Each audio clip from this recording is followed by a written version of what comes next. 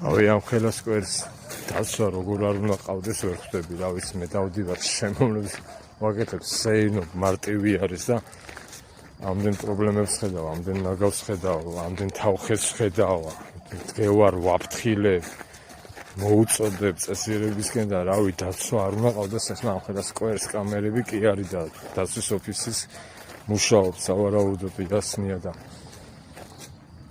ავიცი გეზარებად საუბარი და შემოვლები და გაფრთხილება ადამიანებს რომ მოუწოდოთ წესიერებისკენ.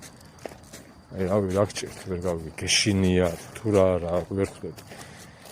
ელემენტარული არა, მარტივად მიდიხარ იცი რომ ეს არასწორი საქციელია და აფრთხილებ რომ ეს არ არის სწორი და რავი, თუ გეტყვის რომ სწორია, რავი, რომ ვერ ხვდები რანაირად ახსნის. ეასა იდიოტი როცა აგდებს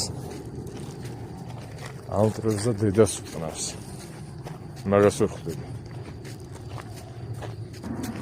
ამ ხელოსკვერს დავდივარ, სეირნო და დაცვა საერთოდ არ შემხვედრია.